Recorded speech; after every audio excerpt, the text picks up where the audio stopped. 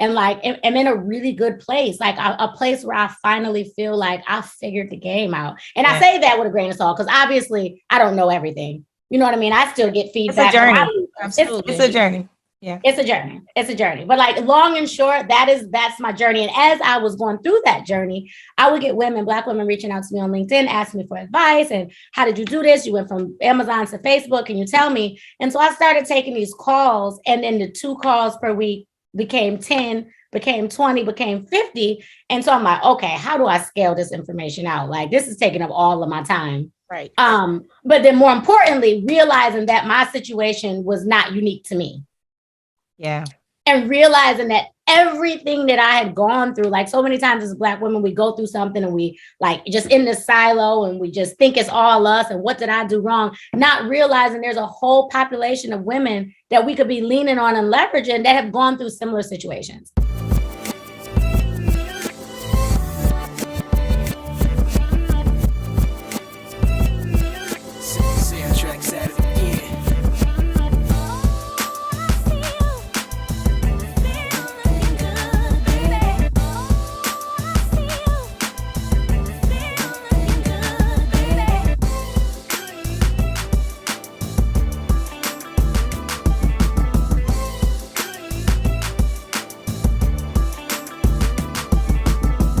Hello, and welcome to the Bold Black Girls podcast. I'm Aries. And I am Kim. And we are excited. Y'all, we probably say this every week. I feel like we are so excited to have this. We have exciting guests. But no, we do have exciting. We're very intentional on the people that we bring on our podcast. And there's no difference today. And actually, this episode is going to be our first Bold Black Girl of the month for this season 4.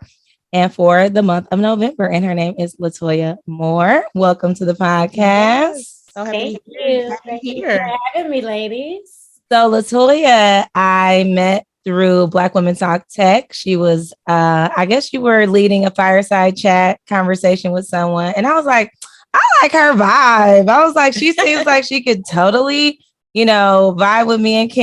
And us just talking about different things. So I really liked just the personality, everything I was seeing. I was like, she's keeping it very real. You can tell like she's a real person and you had a lot of knowledge that you were sharing. And so I hit her up, slid in the DMs and was just like, hey girl, I'm good for that. Like I will go right over like, yep. And we want you on the podcast. And she was like super gracious. And so we finally got a chance to get it on the calendar and made it happen. So we are very happy to have you on our show today. And so why don't you give a quick intro of just who you are, what you do, and then we'll dive into more. Yeah. So I'm LaToya. I currently work at Facebook as a partner solutions manager. I help small businesses grow and optimize their business in order to advertise on Facebook. In addition to that, like my number one job though, is I am the founder of Her Tech Unicorn. So with that means I am an unapologetically dope Black woman trying to make things happen for other Black women. And like, I'm just excited to be here. Like, I'm excited to spill some real tea. To your point, like, I feel like one of my main characteristics is that I'm real, like I'm transparent. I'm gonna give it to y'all real and raw, because that's the way we need to hear it as Black women. Oh my gosh. So we had a conversation yesterday for our prep call. And literally after the call, I was like, man, she was so real and raw. I was like, you use those words exactly? Yes, I was thinking that. She literally texted me like, she is raw. Yes. And so you're not only real and raw, but you're absolutely bold to do something like this. And we're excited to kind of get into Her Tech Unicorn. But before we get into that, I always like to know, number one, about your journey, right? How did you start and how did you get into tech?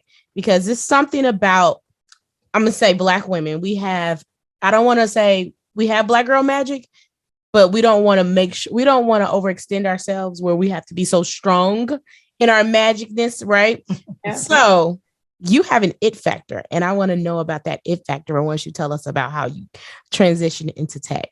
So where did it all start? Yeah, I got you. I'm gonna tell you this story, but like keep in mind, because this is something I think about all the time. I don't know where the it factor came from.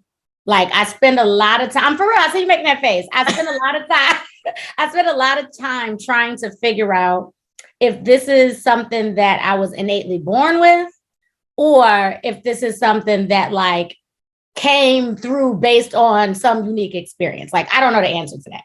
Right. But what I do know is, oh goodness, I was probably like 22, and I worked at a facility. I just finished college, and I worked at a facility like assisting women that were at risk, like be out in the community. So whether that mean a job or education or helping them with like services for their children. And I remember I was making about $24,000 a year. And I got paid. It was a Friday. And this is a true story. I got paid. I paid all my bills, and I legitimately could not buy McDonald's. Oh, wow. At the time I ate McDonald's, I didn't realize I wasn't living a healthy lifestyle. I was eating McDonald's, but for real, I couldn't buy McDonald's, like a $5 meal. And I remember thinking to myself, like, yo, this cannot be life. Right. But the challenging part is that, like when I looked around my friend group and just my community, everybody else, this was just normal. Like, yeah, you got paid, you paid your bills, and you broke. You borrow some money from somebody, get through to the next week, and then you pay them back, and then you already start the week off in a deficit. Right. And I was just like, okay, understanding that everybody else is living like this cannot be life though. And so like from that moment on, I was trying to think about all the ways that I could like make six figures. And of course, at the time, I didn't know anything about like working at Facebook, but I did know that, like I did know a little bit about tech. And at the time it was like Microsoft. I knew a little bit about Microsoft, and I didn't know how I was going to get there. I didn't want to go to school to get any type of technology degree, a degree in like computer science or anything like that. So I was just super intentional and strategic, like from that role. So in that role, I had some healthcare experience because of course I'm helping women get insurance and stuff like that. So I'm like, okay, boom. If I can go from here to a health insurance company, because I had that experience, do that for about a year or two, then what I can do, and I actually did this. So I went from that job to working at Aetna. Aetna got all the customer service and the healthcare experience. So now that I had the healthcare experience, I could go work for a healthcare technology company. That company was called McKesson. You probably heard about it. It's a pharmaceutical, yes. a pharmaceutical company, but also has like a enterprise solution that they sell into hospitals and healthcare facilities. So did that, went over to McKesson, learned, and that was super strategic again and intentional. Y'all gonna get tired of me saying that because I talk about that all the time. You have to be. You have to be. And so from McKesson, learned everything I needed to know. Like I was talking to all the tech people. I was taking on extra projects. I was like traveling all the time to different healthcare facilities to make sure I understood their back end and just all the things I needed to understand. And so after I did that for maybe 4 years, I started applying at Amazon. No lie, I applied about 125 times. Like I was just, okay, not that many, but I was just like, the law of large numbers says that if I apply and apply and apply, somebody got to call me. Right. So I applied a whole bunch of times at Amazon, finally got an interview, and that was all she wrote. And that was history. But what made you feel like that tech was going to be the answer? Was it just because of research, or like what was it like, oh, I want to get into the healthcare company to get into tech specifically? Like why tech? The money. Like there's no other explanation. I didn't want to be doing that work. I wasn't passionate about tech space. I just wanted to make money. Like that was the fastest route that I could come up with without me like going to school for 25 years to become a doctor. You know what I'm saying? Right. So I'm trying to think of like the fastest route that I can take to make six figures. And again, so now when I'm 22, 23, 24 years old, $100,000, six figures is like $10 million. Right. You know what I mean? Like that's something unfathomable. So my mind was just set on how do I make $100,000? And tech just seemed to be the answer. And see, for me at that time, and I'm probably a lot older than you, but 100,000, that was not even in my thought process at all. I was like, okay. And that was going to be my question. Probably 75 maybe would have been in my head, but like I really was not there. I was like 50,000, I will really do it. I can really do it, right? So I want to know, because I really believe exposure and experiences opens your eyes. Mm-hmm. Did you know anyone who was making that at the time? So in your mind, how did you know I want to make $100,000? Yep. So, and that's right. exposure and experience, definitely, because I did not know anything about $100,000 or this whole life outside of Buffalo, New York, where I was from. So for me, it was literally one person. And it's interesting because I read an article saying that like people never know about all the impact that they provide in the world. So this person will never know that technically, like, you are the reason why I'm out here killing the game and helping other Black women do the same thing. So it was this guy, I don't remember his name, but he came to our high school, actually. He came to our high school, and I want to say he was from maybe Oracle. And he was just doing like a presentation on like, these are some options, you know, like in your junior, senior year of high school, people come in, the guidance counselor in the resource center, bring people in, and you sign up for certain things, and you don't sign up, but you just hear information. And at the time I didn't sign up for anything, but I was listening. Like I was in the back of the classroom, fake listening, but like, I just remember it was a Black man.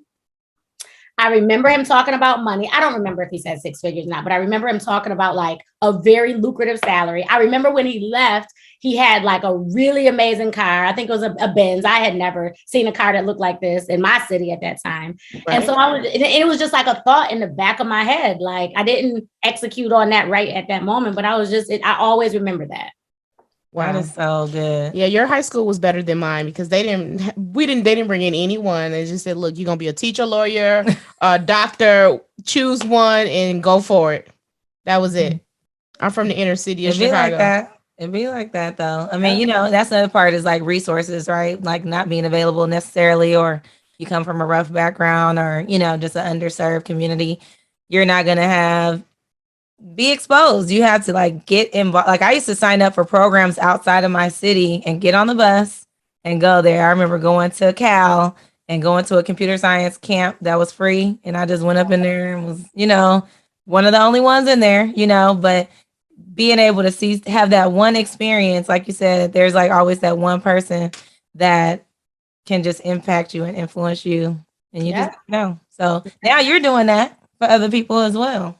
I'm trying, girl. So you talk about strategy a lot, and we're going to get into that because I'm sure that's something that you're doing as part of Her Tech Unicorn. So can you tell us about number one, Her Tech Unicorn, and what motivated you to start? I know you kind of touched on it, but what was the really motivating factor that you're seeing today or then that gave you the catalyst to start it? Yep. So in a nutshell, like we can get into this, but in a nutshell, Her Tech Unicorn is a mentorship club centered on offering strength-based techniques, guidance, support for women of color looking to break into tech. And I'll put the caveat that not just break into tech, but women that want to be in the corporate space, thrive in the corporate space and make six figures. Yeah. And so like the answer is super simple. I'm always open and transparent about this story because I think it is super important. And I need Black women to understand that like I have the same background as y'all. I'm from the hood. You know what I'm saying? My parents didn't have any money. Like I did not have any privilege at all. And so anyway, when I left McKesson and I went over to Amazon, it was like literally the hardest thing that I had ever done in my entire life. I legitimately had a bald patch in my head. Because like I was just so incredibly stressed. As we all know, Amazon is an incredibly difficult place to navigate. Especially when you don't have anybody on the inside. You have no guidance, no mentorship, no one that looks like you. My husband and I, we moved from Miami to Seattle, Washington. So obviously a predominantly white region, working in a predominantly white space at Amazon, it was hard. It was hard. And getting through the interview is hard. I mean, come on now. I haven't been through an Amazon interview so you before. Must have some magic. Just getting through the interview. I'm like, wait, honey, I was stressed and I was there for one day. I said, okay, look, I don't even want this job no more. I didn't want the job. By the time I got to the third person, I was like, you know what? I'm actually good. Oh, wow. I remember that. I remember that. I was like, this. She's like, I don't even want it. I'm good. That's a whole other thing. But you're right. We actually talk a lot about interview prep. I would say, like, honestly, we do a lot of like Her Tech Unicorn. We have a lot of like virtual and in-person sessions where we just talk about all kinds of things that will help women level up. But interview prep is a thing we keep on repeat because women need to understand that like there is strategy. I keep saying it, strategy around how you need to go in and talk to these recruiters. Not to say that your experience or your answers are wrong, but you need to make sure your experience and your answers ladder up to what they want to hear in the way they want to hear it. Correct. But okay, so going back to your question around like why her tech unicorn. So incredibly difficult time at Amazon. After maybe 4 months, 3 or 4 months, I was actually placed on a development. It's called a performance improvement plan, a PIP. Make a long story short, you better get your act together or you fired. You have like 30 days to fix X, Y, Z. And so again, I remember this sounds super corny, but I remember laying in the bed at night and I was thinking to myself, I was praying, I was meditating, and I'm like, yo, like, I know I'm smart. Why am I failing? It cannot be possible that all of these people are smarter than me and they can figure it out, but I can't figure it out. And it was really at that moment that I realized, like, yo, I got hired to be like LaToya, my dope, Black, unapologetic self, but I'm showing up as Sally, Susan, Ann. You know what I'm saying? Because that's what I see. Yeah. So I'm trying to talk the way they talk, behave the way they behave. I took my braids out my hair. And so literally, no lie, I literally put my braids back in my hair that weekend. Of course, it was so hard to find somebody to braid my hair in Seattle, Washington. But anyway, that's a whole nother conversation. I put my braids back in my hair, got like synced up with some Black women in Seattle. Again, very difficult to do. And then just decided, like, gave myself permission to show up as my true self. Because at that point, I'm like, okay, I'm already failing. So I can show up as my true self. Oh, I would have banged. A whole bang. Or I could try something new and potentially get ahead. Yeah. So again, make a long story short, I did that. I just felt empowered to be myself, started talking the way I normally talk, moving the way I normally move. Because let me just like real quick, let me just throw this in there. People love the energy and flavor of Black women. Yes, they do. They love, we bring real talk. This is real talk. We bring the most incredible spice and flavor to every conversation. That's number one. Number two, because there's a limited amount of us in the corporate space, we have such a unique and diverse perspective that people need to hear. A company like Amazon, who's making products and solutions for diverse audiences, they need diverse perspectives helping them build their products.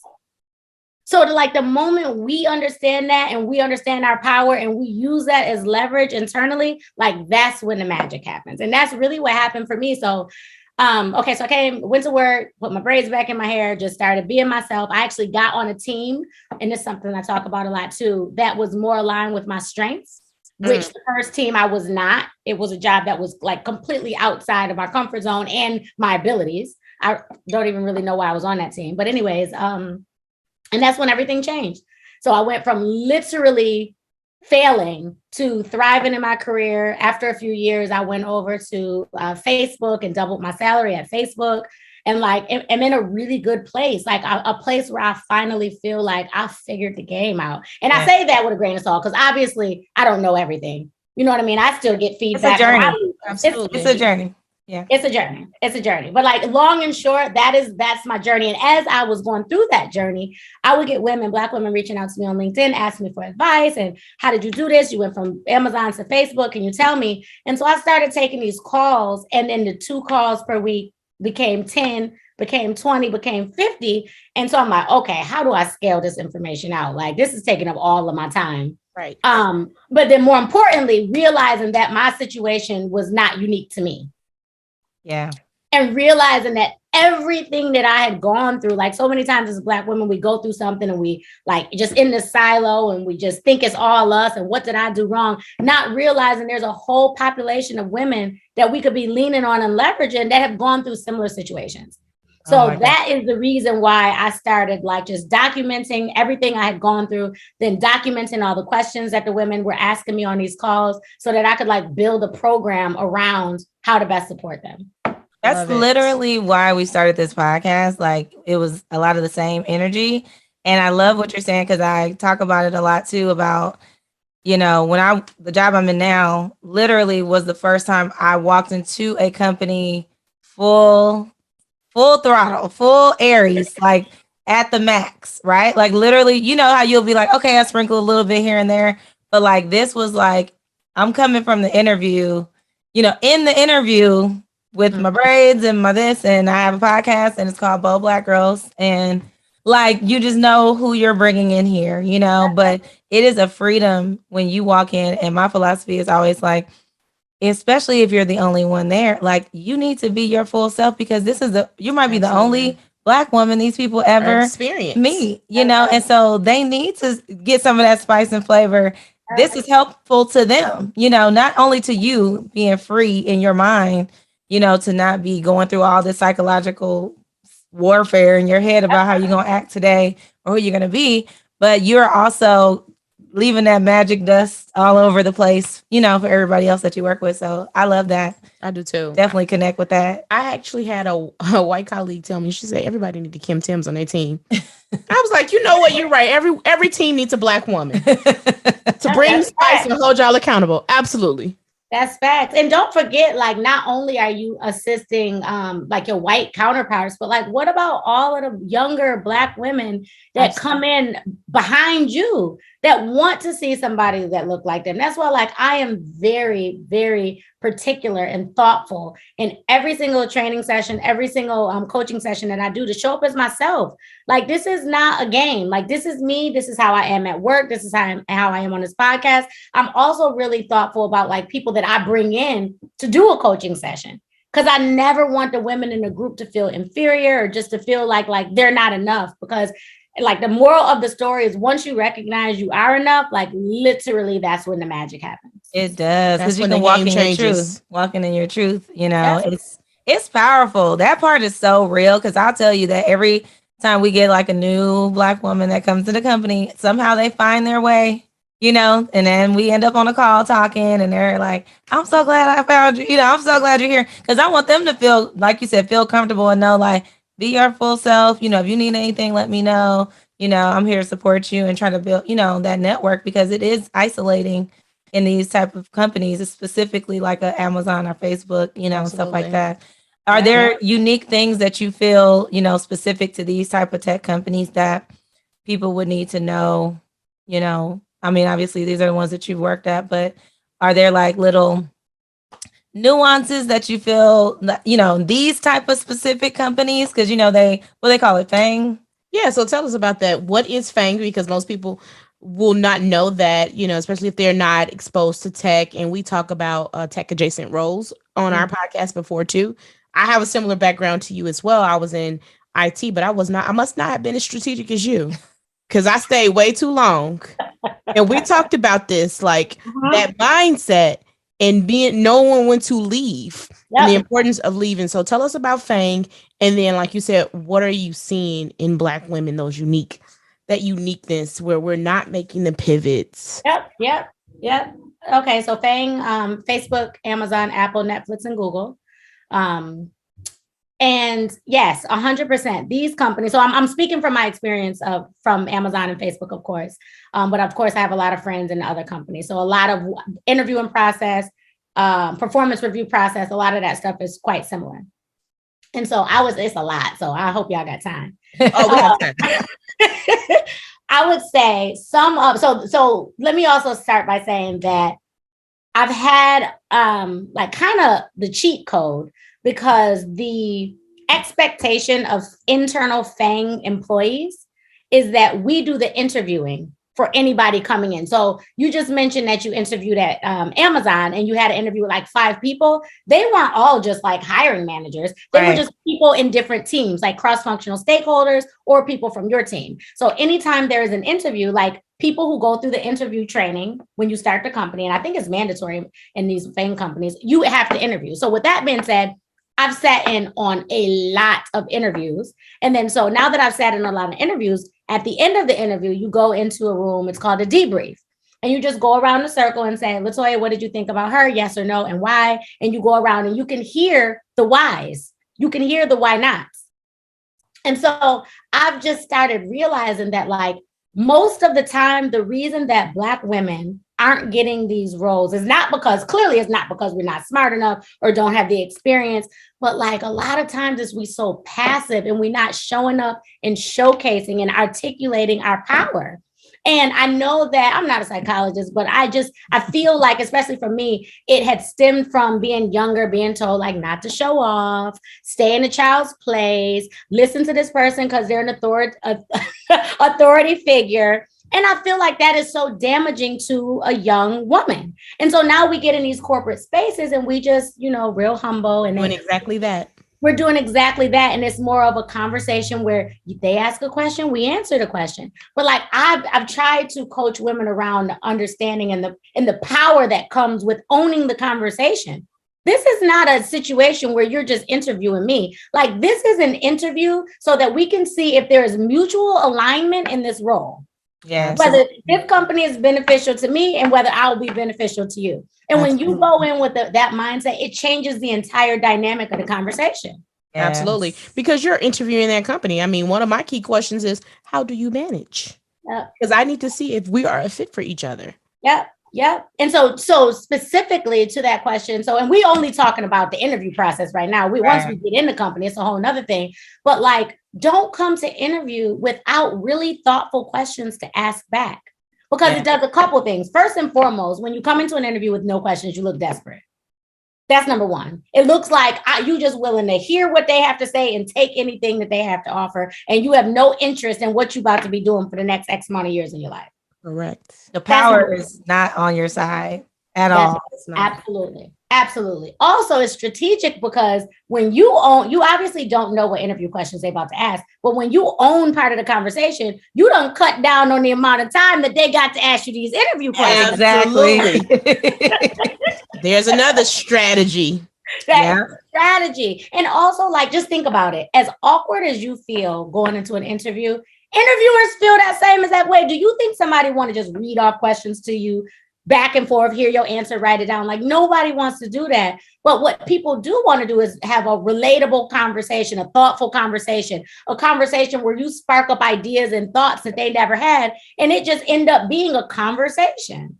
And I feel like that is one of the largest misses that Black women, like they just don't dominate when it comes to interviewing at FANG. So that's number one. And the second thing I would say, and again, I'm telling y'all this as knowing that I've had to get to this place. I've not always known this. I've just gotten these experiences through my journey, is leading with impact. So many times as Black women, we go in, we work hard and we do the job because it needs to be done. We don't want any credit. We just go in and we did this because it needed to be done.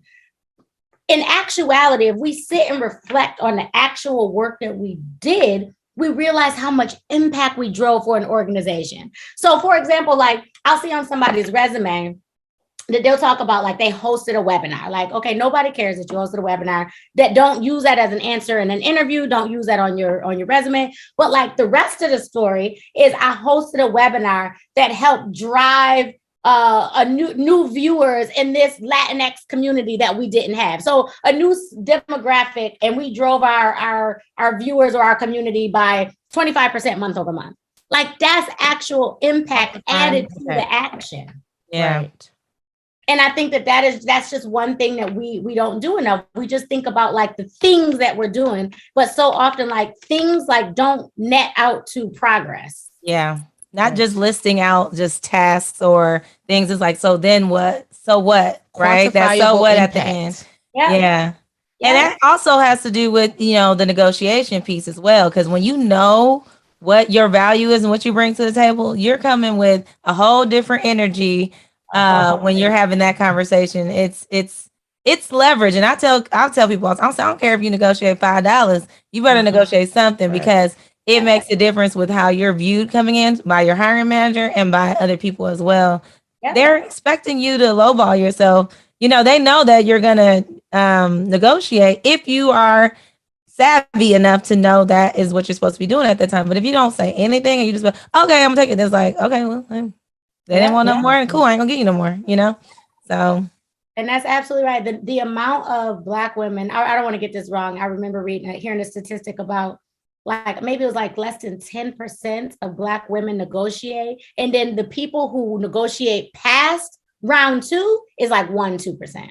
Wow. At the end of the day, like, I'm not saying that companies are unfair, but a company is a business, right? Like, and I actually do think, like, for example, Facebook, I think Facebook is pretty transparent. Like, I have to admit, in the course of my career, Facebook has really transparent salaries. And they try to be really fair. However, that doesn't mean that they're not a business. And that doesn't mean that you don't have room to just understand the impact that you've driven at another company, how that equals the impact that you can drive at Facebook, and why they would need you at this company. And maybe to your point that is only $5,000 extra dollars, but it's $5,000 extra dollars that you wouldn't have. Exactly. Absolutely. And then also the added piece of that is that all of these FANG companies don't operate in just like a salary-based offer letter. Exactly. Money comes in total compensation packages. So that's your base salary, that's your RSU, so that's your stock, and sign-on bonus, plus your actual bonus. So maybe you get a 15% or 20% bonus throughout the year if you're doing what you're supposed to be doing. So all of those items are up for negotiation. Absolutely. And I would say that in my experience, RSUs are the easiest things to negotiate. A lot of companies do really have set salaries as far as base. But okay, if you can't get more on base, negotiate them RSUs. And that's game changing in terms of generational wealth. Girl.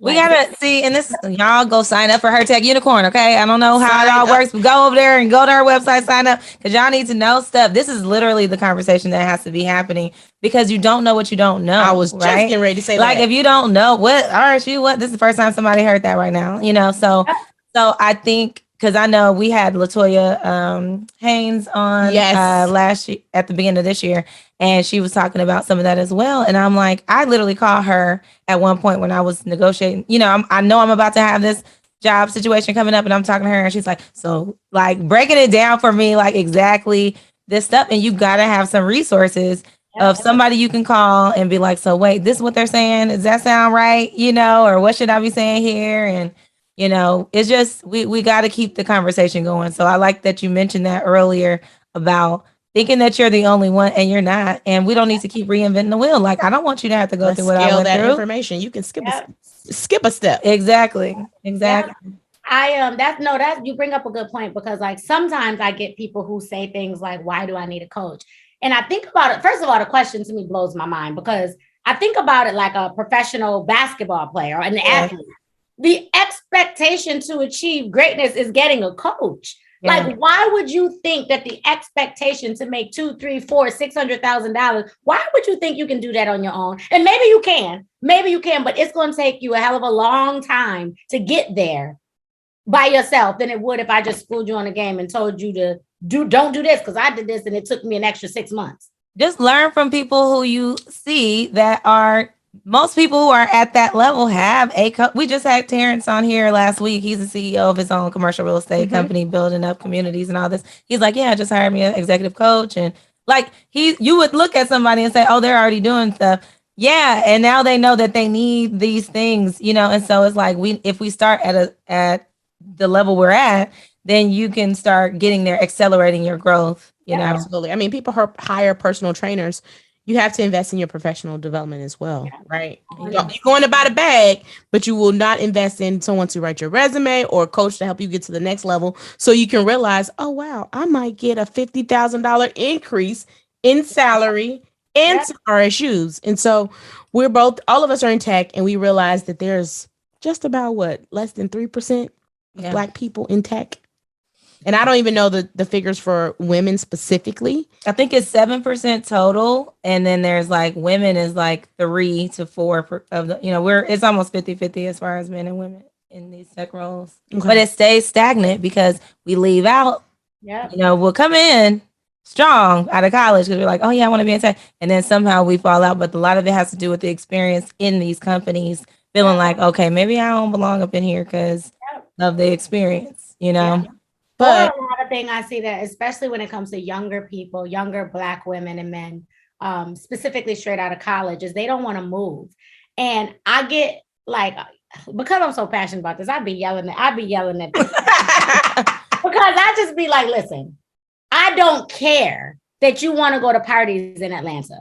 You know what I'm saying? Like, I do not care. Right. Go to Seattle for 1 year. It will be the most strategic year of your entire life. Because first and foremost, now we all in a remote world. So most companies are allowing you to work remotely. Right. That's number one. But I mean, go to Seattle. You go to Seattle for 1 year. Okay, maybe you hate it for a year. You set your life up now that you have Amazon on your resume to dictate your next step. Yes. True. True. But just jump in that if you can, like having a home. I mean, granted, outside of like a family member being sick or something, I don't see any other reason why you shouldn't move. These companies are paying you $20, $30, $50,000 to relocate. Move. Right. She said, move. I'm with you, girl. I cannot wait to share this podcast because you talk about young people. However, we're in our mid-career ages, right? And so I have friends that are like, I want to get into tech, but I don't have a tech degree. In Her Tech Unicorn, that's what you help women do, right? What are the some of the barriers you're seeing them in terms of pivoting into tech without a tech degree? Okay. So I'm so happy you said that because I was going to forget to say this, but every single role that you see on the outside of tech is inside of tech. Everything you do, whether it's marketing, whether it is a legal path, whether it is sales is a really great entry point into tech, by the way, and it pays a lot of money. So anything that you can come up, program, project management, anything you can come up with that you are doing and proficient in on the outside, you can take on the inside of tech. So no, you do not need technical background. When I started at Amazon, I had a bit of technical experience because I came from McKesson, but I never was working in a full-on tech role. Right. Never. I love it. Yep. So I love it. Yeah. So similar we have a similar background too. And I have another question. I don't want to take over. Girl. So you talked about being on a team that you weren't mutually aligned with your strengths. I love that. Right. Yep. I think that sometimes as Black women, we don't realize our strengths and or our superpowers. Right. So when I have friends come talk to me like, hey, I'm like, go get Strength Finder, figure out what your strengths are. Right. Yep. Play to your strengths, know your strengths. Yep. So as part of Her Tech Unicorn, you help women realize their strengths and superpowers. I'm curious to know how you do that with them. Yep. So first and foremost, this is like step one for me, because so many times as Black women, people come to me and they talk about how can they learn more, go to a boot camp, get more, spend more money to be qualified to break into tech. Like that's always the answer. And like, I have to level set with them and ask them like, what evidence do you have that suggests that you are not qualified right now? And so I make them just, and there's a whole framework behind this. Like there's an exercise, a real exercise that you can go through and I'll let you know a little bit about what that is. But that you can go through to identify your superpower. And most people, the reason why a superpower is so hard to identify is because it's natural. It's easy for you. Right. It took me years. I did not know. So my superpower is being an empath. Like I'm able to get excited about something and transfer energy back and forth between people. I love coaching and consulting and advising. I'm super relatable. Like people enjoy conversations with me. I'm able to influence that way. And so it took me years to understand that was a strength. And my husband was like, you do realize that what you do is not something that everybody does. But for me, it was like, what? Like, I'm just talking. This is just, like, we'll go to a restaurant and I just invite the person next to us to come sit with us. And he's like, that's not normal. Like, you're doing something special. And so I think that that's the biggest gap in being able to identify your superpowers. You just do it all the time. And so I would say, like, as I think about, like, there's like a 3-step framework that I typically have people go through. But the number one thing is super simple. The number one thing you can do is go ask 3 trusted people. Yes. 3 trusted people. I actually have this little script so they don't mess up. I should have had it in front of me. But it's like, hi, I'm working with a career coach. Can I ask you a couple questions? And then it's like, when I show up, like, what is it specifically that shows up about me? And then you pause. And the pause is really important because it gives them time to think and like really consider and be thoughtful about how you show up. And then after they tell you that, the only thing you say is there anything else? Love it. And after they tell you that, like, and so many of the women came back to me like, all 3 people said the exact same thing. Like, yeah, because all of your dopeness is shining through everybody's windows. You're just not able to see it for some reason. Wow. And that's oh my God, girl, you are, I love all of these things. I have gone through all these exercises. I have done this. And I definitely feel like that is a blind spot that we have allowed to stay. Like, because of this thing, I don't know if it's about like not bragging or trying to be humble or something like that. And it's like, I literally asked that. I do voiceover stuff. And so as a part of my work with doing voiceovers, it's kind of a lot of improv. So they bring you through like a lot of acting type of exercises, which help you get into character and things like that. But you gotta like tap into who you are to know how to do that, right? And so I did that exercise. And I had probably like 5 different friends and I'm reading what they're saying, and I'm like, that's so crazy. Like, and it should be so obvious, right? Like, why am I acting like this is normal? And I've done that in meetings where I'll sit there and they'll be trying to figure out a problem. And I'll be like, I mean, obviously they probably already thought about that because duh, like common sense, right? And it's like, then we in there for an hour and ain't nobody said it. And I'll be like, wait, I know stuff, or whatever. Absolutely. But I'm like, I didn't have a tech degree or any of that. Like, I just was innately good at problem solving. I was good. My first job was troubleshooting, because I'm just good at root cause analysis. Like, that's something that I've been doing since I was like 10 years old, taking stuff apart, putting it back together. Like, that was an innate thing. So we got to start paying attention to our things. Like, what are we doing every single day? You just thinking that it's just a routine thing. And like, it's really no, that's really something that you can bring into unique to you. Exactly. And then once you identify that though, like that's not the only step. So now you got to leverage that. Mm-hmm. So for example, like I am never signing up to do anything that doesn't ladder up to my superpower, like ever, because I'm not going to kill it. But like if I'm on a partnerships team at Facebook. So my whole job is building cross-functional relationships, consulting and advising, doing client consultations. Like I love that. You know what I mean? So it always seems like I'm excelling, but really I'm just doing what I love. You know what I'm saying? And so I try to find a world in which you can have at least 80% of what you're doing every day align with your superpower. And then like the 20% of the things you don't want to do, like sometimes we got to do things we don't want to do. But if we can, try to delegate that, because there's going to be other people on the team who are bomb at reporting or whatever thing you for me, that's what I'm not very good at. So like I try to make these alliances with people so that I can do this kind of stuff, and I do this for you if you want me to, and you do this reporting stuff for me, because it's going to take me 3 hours. And I know someone in particular that I'm thinking of, it literally takes her 10 minutes to do something when it comes to pulling data that takes me 3 hours to do. Absolutely. Right. I tell people all the time on the team, they're like, oh, you did this. I said, I play to my strengths professionally and personally in life. They're like, I tell people I'm Killer Kim. It was like Killer Kim. I was like, yeah, I play to my strengths. She literally introduces herself like that at networking events. But they never forget. And then they'd be like, hey, Killer Kim. You be seeing like this white guy being like, Killer Kim. You'd be like, this is hilarious. Like this it becomes a thing. Because I try to show up as who I am. Because for so long, I did not. Like, oh, I'm Kimberly. No, Killer Kim. That's what I don't think I've ever heard you say Kimberly. You know what you're doing though. Like, okay, this is funny, but really I teach the women inside of Her Tech Unicorn to take up space in people's brain. Like, how do you stay top of mind for people? If I'm a recruiter and I done met 100 people, Kimberly, I don't care about because 3 other Kimberlys came in here today. Exactly. But like, how you gonna forget Killer Kim? Exactly. What a killer. Yeah, exactly. Okay, so there was another thing. You said it was 3 things. What was the last one? Was it one more? It's part of. Yeah.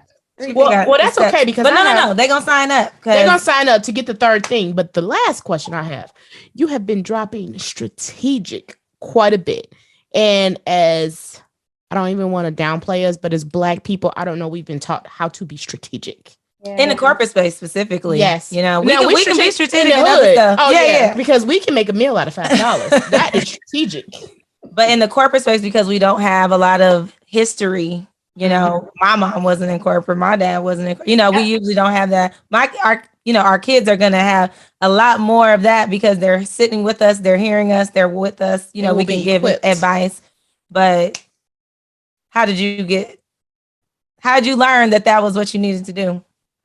Coaching, mentoring, having that. Like I always have 3, 6, 25 coaches at any point for myself, because like learning is a lifetime journey, and like my coaches have coaches and mentors. And so I'll give you an example like of something I mean specifically when we talk about being strategic in the corporate world. Every single person that comes into the corporate space should have a personal board, right?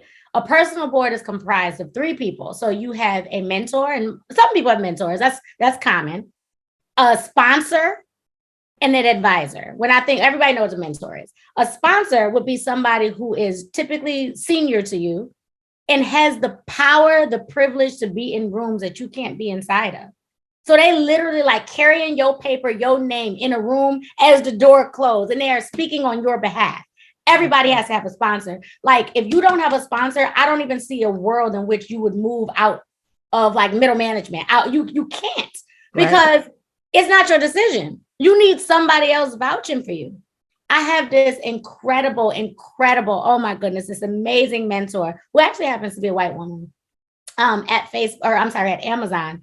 And like, she is probably my most precious relationship, not only because like she's dope, first and foremost, like it's not like me using her. She's super dope, but she's also super, super, super senior. And she will call me out of the blue, like, you ready to like be on my team now? Like I saw this dope role and I was thinking of you. Do you want me to hire you? You know what I mean? Like those, you need those kind of connections, because I'll tell you one thing, non-Black people have those kind of connections from birth. Yes. They have those connections. And then you power and privilege. For real. And we always like, I feel like people get that word privilege messed up. Like, I don't think privilege is a negative thing. Yeah, like, everybody has some kind of privilege. Everybody has some kind of privilege. So like, how do we like leverage our community, leverage our networks, leverage coaching to build privilege? Yes. That's what I want us all to be, you know, in this space. And why we're doing this episode and this podcast is because we all get calls from people that just want to learn something from you. There's always someone you can teach, whether you're at the level you think you are supposed to be at or not. There's a bunch of people that are at levels that are, you know, but lower than yours, and they're trying to figure out how to get up, right? And so it's like, okay, well, let me put you on as well, so that you also have a new privilege. You got a privilege in knowing me now, you know, right? Or being a part of this group now, you know, and things like that. So how do we get people to learn about Her Tech Unicorn? Is it something that they can do virtually, or they have to be in person? Like, how does it work? Yeah. So, and if it's okay, can I back up a little bit and just tell like a little high level about Her Tech Unicorn? So people absolutely. Yeah. Okay. So, like I said, it's a mentorship club for women, Black women specifically. And I toyed with the idea of like women of color. No, this is for Black women who are, because that's the ones who need it right now. Looking for guidance and support in order to break into tech, elevate in their career, and make a whole bunch of money. And I would say that when I think about Her Tech Unicorn, I think about it in 3 different pillars. The first one being community. So like you join Her Tech Unicorn and you're in this Facebook group with women who are somewhere along the same journey as you. Maybe not in the exact same space, but women who are either looking to break into tech, just broke into tech, or they killing it in the tech game. And so everybody is like mentoring and coaching and guiding each other. It's like super impactful, and it's a dope place to be around like-minded women who look like you. Yes. That's number one. The second one is coaching, of course. Coaching comes in a lot of different ways. There's one-on-one coaching with me, group coaching virtually, and that is either with me or we have guests come in. We did like salary negotiation, interview prep. We have this dope woman from LinkedIn who comes in and talks about like LinkedIn optimization and what recruiters are looking for. And then she'll drop roles that are available at LinkedIn that haven't even been seen in the public yet. And then in-person coaching as well. So we do quarterly meetups where we went to Atlanta, we went to Fort Lauderdale, and it's just like a full day, a workshop where we unpack a specific topic. Then we go to happy hour, we stay the night, and it's just a dope vibe. We bring our resident mental health therapists out because I believe in servicing the whole Black woman. Tony Williams in Seattle, like she is literally the dopest Black therapist I've ever met in my life. So she comes out every single time with us.